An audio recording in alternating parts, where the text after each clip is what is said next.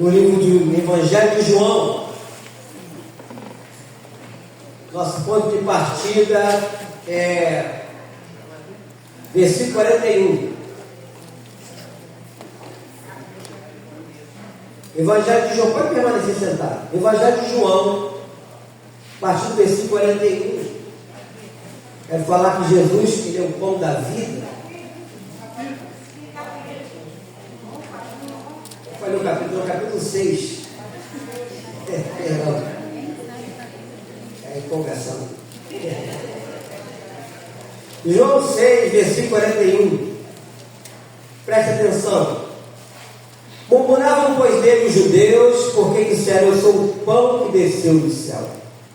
Diziam: não é este Jesus, o filho de José? Acaso não lhe conhecemos o pai e a mãe? Como, pois, agora diz: desci do céu? Respondeu Jesus: não murmureis entre vós.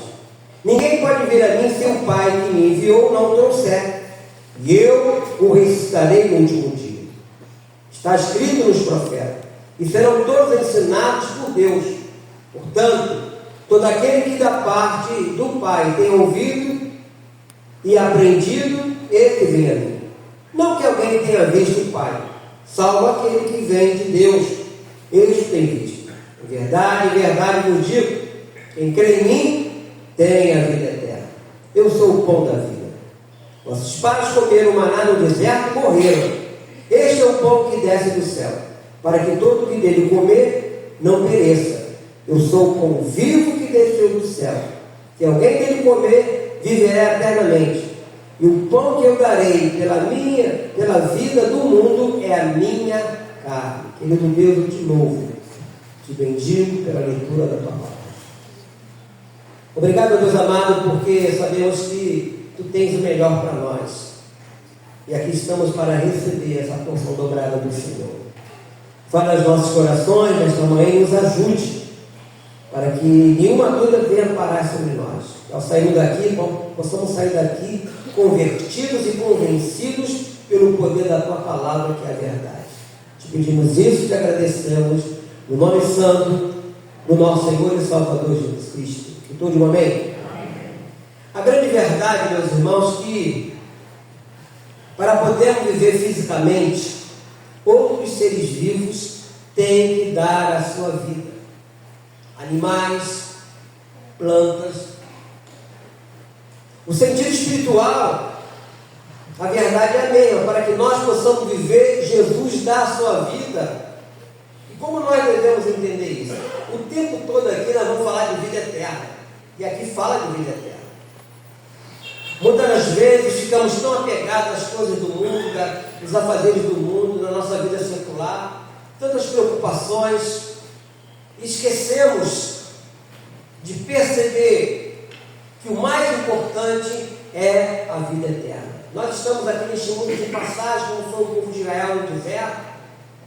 Deserto é lugar de morada, lugar de passagem, e um dia vamos ter que enfrentar a chamada morte física e vamos desaparecer deste mundo. Mas o que nos aguarda após morte física é a vida eterna com Deus.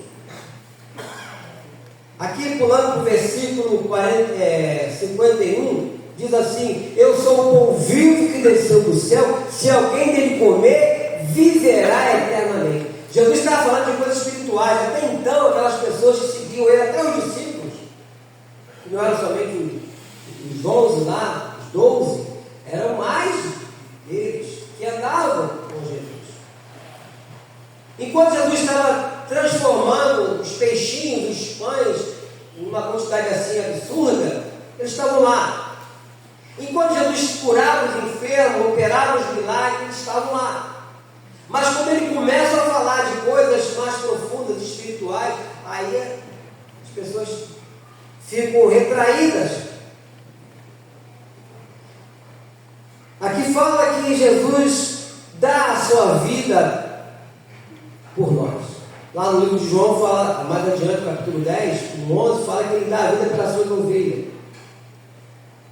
O apóstolo Paulo fala isso também em Romanos 8, a partir do versículo 31, quando ele fala: fala: se Deus é por nós, quem será contra nós? Aquele que não poupou o seu próprio Filho, nos dará graciosamente com Ele todas as coisas. Tudo se referia a Jesus. O próprio, nesse livro de João 3,16, fala que Deus amou o mundo de tal maneira que deu o seu Filho. Ou seja, sempre dando alguma coisa para nós. Então isso aqui fala de doação. Então, assim como Ele ofereceu, ou se ofereceu por nós na cruz, também nós devemos nos doar aos irmãos. Eu queria fazer uma pausa aqui. É uma pena que muitos que se dizem cristãos não fazem isso. Muitos que se dizem cristãos, como diz aí uma palavra antiga, aí é carne de pescoço. Nem comunhão com os irmãos quer ter. Mas diz que são cristãos. São pessoas egoístas, pessoas soberbas, porque adquiriram um certo conhecimento intelectual e acham que são melhores que os outros. Isso até pastores. Mas o nosso Senhor coloca todos nós num patamar só, de igualdade. Então aqui fala de doação, nesse versículo 51, e até o versículo 58 fala de identificação. Olha o que diz o versículo de número 52. Disputavam, pois, os judeus entre si, dizendo: como pode este dar-nos a comer a sua própria carne? Respondeu Jesus: em verdade vos digo, se não comeis a carne do Filho do Homem e não bebeis o seu sangue, não tem vida eterna, não tem vida em vós mesmos. Quem comer a minha carne e beber o meu sangue tem a vida eterna, e eu o ressuscitarei no último dia. Pois a minha carne é a verdadeira comida, o meu sangue é a verdadeira bebida. Quem comer a minha carne e beber o meu sangue permanece em mim e eu nele. Assim como o Pai que vive me enviou, igualmente eu vivo pelo Pai, também quem de mim se alimenta, por mim viverá. Aqui ele está falando de identificação. E nesses versículos aqui, fala de dois verbos: o verbo comer e beber. Comer a carne e beber o sangue do Senhor é o mesmo que identificar-se com Ele. Por isso que Satanás não quer que nós participamos da mesa. Por isso que muitas vezes você durante a semana falou alguma bobagem, fez alguma coisa errada, e aí vem logo o acusador. O acusador, porque com culpa ou sem culpa ele vai estar sempre nos acusando, e usando muitas das vezes uma pessoa sem sabedoria da igreja para ser o seu juiz, quando na verdade, a partir do momento, eu sempre falo isso aqui, que você pede perdão a Deus, reconhece o seu erro, pede perdão a Deus. Eu queria falar que Deus é rico em perdoar e que Ele coloca os nossos pecados onde? No mar do esquecimento. Então Satanás sabe de tudo isso aqui, conhece mais a Bíblia do que eu, do que você, conhece tudo isso. Então, quando Jesus fala, no versículo 47, em verdade vos digo, quem crê em mim tem a vida eterna, eu sou o pão da vida. E ele fala no 50, este é o pão que desce do céu, para que todo o que dele comer não pereça. Vida cristã, meus irmãos, é aceitação, é compromisso. É preciso que o sangue de Cristo corra em nossas veias. E quem faz com Ele esta aliança também se doa, se compromete como seu irmão. Deixa marcadinho aí, volta aqui no Mateus 26. Livro de Mateus 26, vou ler alguns versículos. Mateus 26, a partir do versículo 69.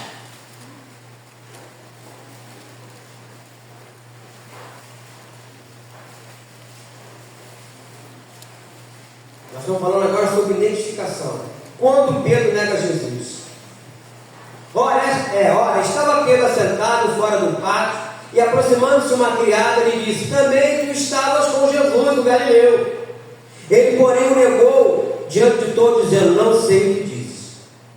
E saindo para o alpendre, foi ele visto por outra criada, a qual disse aos que ali estavam: eles também estavam com Jesus o Nazareno. E ele negou outra vez, com juramento: não conheço tal homem. Logo depois, aproximando-se, os que ali estavam disseram a Pedro: verdadeiramente és também um deles, porque o teu modo de falar o denuncia. Ou seja, o que diz isso? A maneira de uma pessoa de conviver diariamente com as coisas de Deus, há uma mudança radical no seu linguajar, nos seus procedimentos. Hoje está complicado, porque quando você escuta alguém dizer fulano é crente, mas nem parece, eu fico pensando, por que não parece? Tem que parecer. Afinal de contas, somos novas criaturas ou não? A Bíblia fala: se você está em Cristo, nova criatura é, as coisas velhas passaram, tudo se fez novo. Está registrado lá em 2 Coríntios 5,17. Tem que parecer. E aqui Pedro parecia, porque a maneira dele falar identificou que ele andava com Jesus. Então as pessoas que já tinham ouvido Jesus falar, identificou Pedro, porque ele está escrito aqui no versículo de número 73. Logo depois, aproximando-se os que ali estavam, disseram a Pedro: verdadeiramente és também um deles, porque o teu modo de falar o denuncia. Identificação. Todos nós em Cristo temos que nos identificar com Cristo. Não tem como ser cristão meia boca. Não tem como. Então quem faz essa aliança também se doa, se compromete. E tem que praticar aquilo que ele manda fazer. Não é o que eu acho, não é o que eu penso. Certa feita, nesse livro de João, Jesus fala, né, que nisto vos conhecerão se sois meus discípulos, se vos ameis. Pois alguém pessoas que não amam, não perdoam, mas quer estar lá no rol de cristão. Como assim? Você não está fazendo aquilo que Deus manda fazer? Pessoas que guardam ressentimento. Infelizmente tem muitos por aí assim. Então falamos de doação, de identificação, mas também de comunhão. Voltando ali para João 6. No versículo 56, fala assim: quem comer a minha carne e beber o meu sangue permanece em mim e eu nele. Comunhão. Comunhão. De nós estarmos com Deus, Deus estarmos conosco. Comunhão. E comunhão também com os irmãos. Ele diz que quem come a sua carne e bebe o seu sangue permanece nele. Ou seja, a vida cristã é amizade, é relacionamento, é intimidade, é estar em Cristo e Ele em nós, é o que está escrito aqui. E a comunhão com Cristo nos leva à comunhão uns com os outros. Aí você vai lá no finalzinho da Bíblia, 1 João 1. Primeira epístola de João, capítulo 1, versículo 7.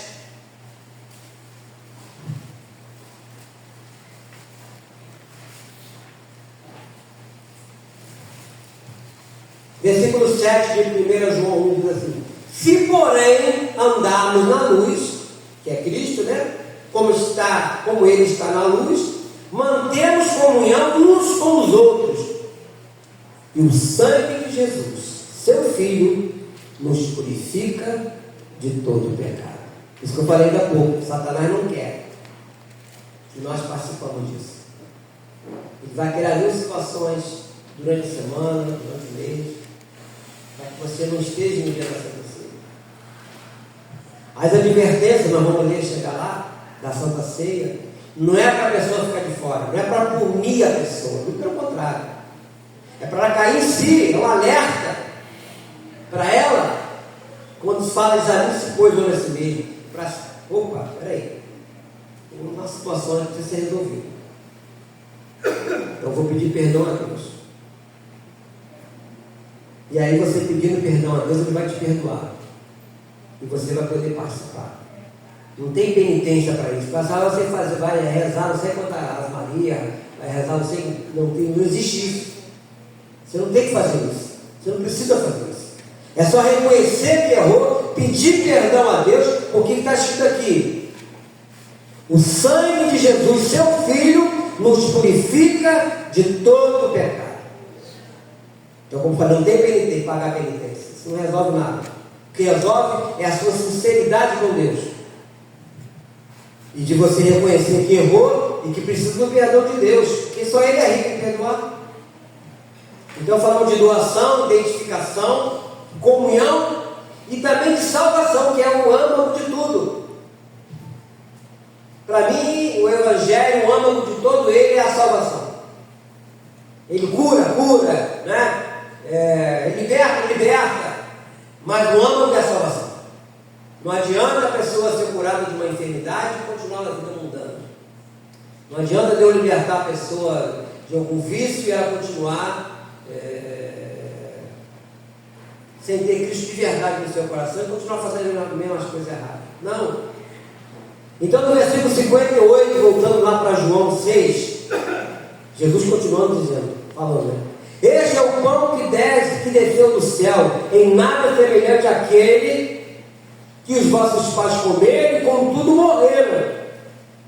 Quem comer este pão viverá eternamente. Aí está falando de salvação. Então todo o texto bíblico é riquíssimo quando fala de vida eterna. O maná no deserto alimentava apenas o corpo físico. Só o corpo físico. Cristo é a nossa vida total. Nele todos nós estamos o quê? Salvos. Salvos de quê, pastor? Do sofrimento eterno, que é chamada de morte eterna. Porque às vezes as pessoas falam, morte eterna, morreu, acabou, né? Não. Morte eterna é sofrimento eterno. A Bíblia fala que vai ver o quê? Choro e ranger de dentes. Só imaginar isso aí já trema. Porque dizem que o homem é mais fraco que a mulher que não gosta de dor, né? Qualquer dorzinha parece que está caindo no mundo. Todo mundo, qualquer dorzinha quer se livrar logo daquela dor, faz alguma coisa, faz um chá. Eu tomei isso que melhorou, então um analgésico, faz qualquer coisa para passar essa dor. Queridos, morte eterna não haverá analgésico, morfina, nada disso. É eterna. Por outro lado, a vida eterna é alegria, gozo, satisfação eterna na presença de Deus. Por isso nós pregamos o Evangelho. Por isso nós pregamos o Evangelho. Então, nessa reflexão aqui, tem nos levado todas essas considerações, como eu falei aqui, doação, identificação, comunhão, salvação. E significa que Jesus, Ele é o nosso pão da vida. Pão da vida.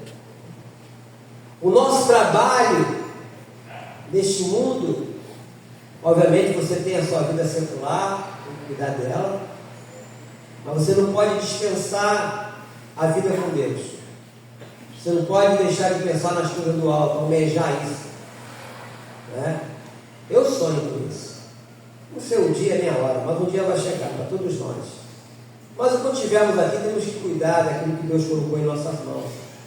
E eu queria fechar com os irmãos, que nós vamos participar da mesa, de ler um texto que eu acho fundamental aqui, que é 1 Coríntios, capítulo 15.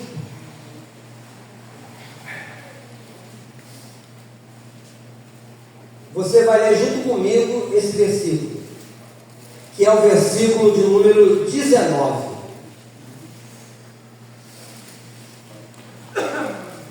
Todos acharam, amém?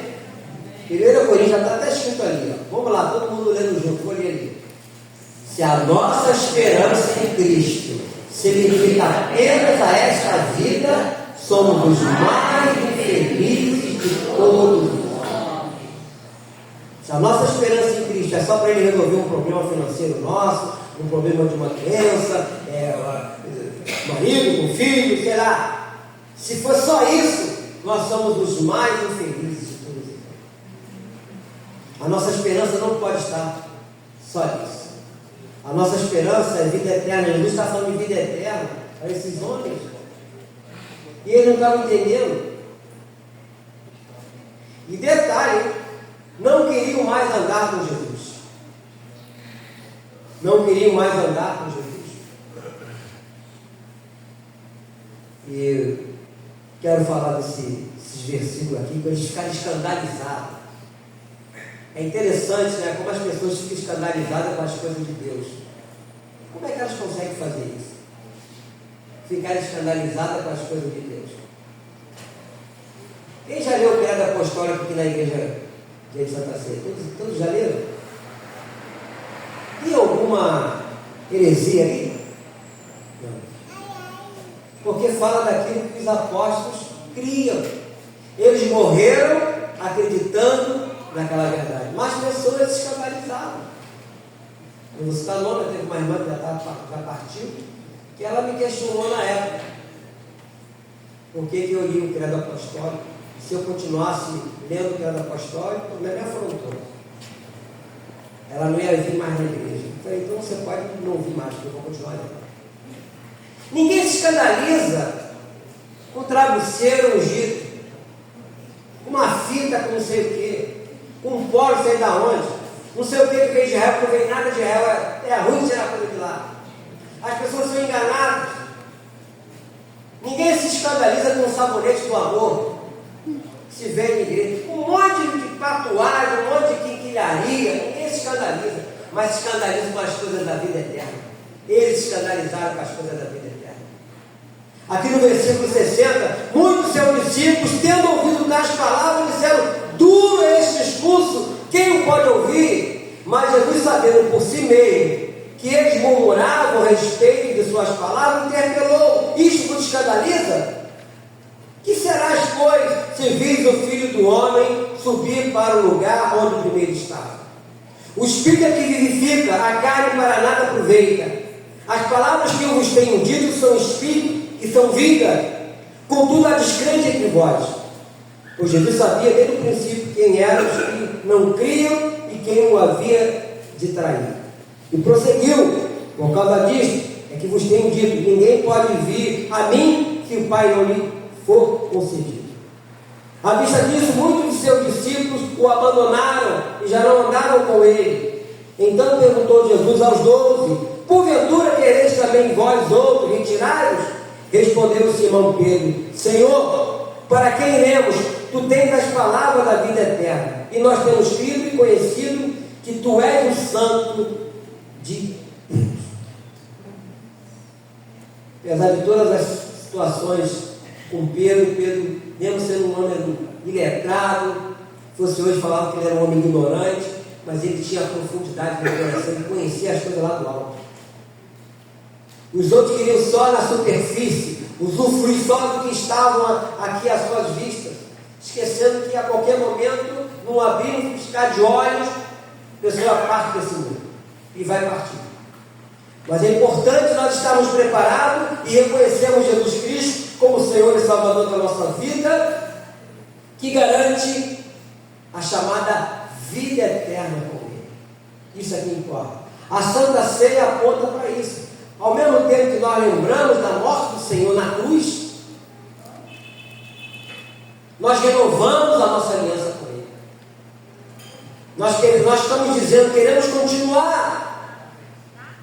Não queremos mais nada com as coisas desse mundo, porque aqui no capítulo 11, puder abrir 1 Coríntios 11, no versículo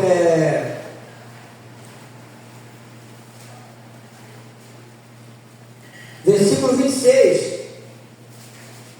1 Coríntios 11, 26 diz assim, porque todas as vezes que comeis este pão e bebeis o cálice do Senhor, anunciais a morte do Senhor até que Ele venha. Por isso, aquele que comer o pão ou beber o cálice do Senhor, indignamente será réu do corpo e do sangue do Senhor. Examine-se, pois, o homem a si mesmo, e assim coma do pão e beba do cálice. Examinar é reconhecer, é sinceridade. Deus fez com que o profeta Natan fosse falar com Davi. Davi até então tinha cometido um pecado grave e não reconhecia, mas aí o profeta vai lá, fala com ele, ele reconhece. Depois que ele reconhece, aí muda tudo. É só você ler o Salmo 51, que é o chamado Salmo do Arrependimento. Quando ele fala, pequei contra ti também. Ele reconheceu o erro dele e pediu perdão a Deus e seguiu a vida dele. Por isso que a Bíblia fala que Davi era o homem segundo o coração dele. Da mesma forma, meu irmão, minha irmã, devemos nos examinar. Pedir perdão a Deus. E falar, Senhor, me ajuda, não quero fazer mais isso. Mas também não quero ficar de fora da coisa. Porque é o que ele falou. Quem não comer da minha carne e não beber do meu sangue, não tem parte comigo. Pois todo aquele que comer da minha carne e beber do meu sangue, eu o ressuscitarei no último dia. É isso que o diabo não quer, que você ressuscite no último dia. Mas eu creio que você veio nesse lugar, nesta manhã, e você está tendo a oportunidade de ouvir essa mensagem e de colocar em prática o que foi falado aqui. E não fazer como aqueles discípulos que o abandonaram, não quiseram mais andar com Jesus. No início lá, no capítulo 6, versículo 41, 42, mas não é esse aí, né? A mãe dele é Maria, o pai dele é José. Questionaram, trataram Jesus como se fosse uma pessoa qualquer. No deserto também aconteceu isso, quando houve a contenda lá com o povo, Moisés lá no monte, e aqui os homens querendo fazer um bezerro de ouro. Mas no início eles falam, quanto a esse Moisés, não sabiam o que aconteceu com ele. Trataram Moisés como qualquer. Apagaram tudo que foi feito lá atrás, da saída lá do Egito, a caminhada pelo Mar Vermelho, a caminhada no deserto, eles apagaram tudo, e hoje as pessoas repetem o mesmo erro.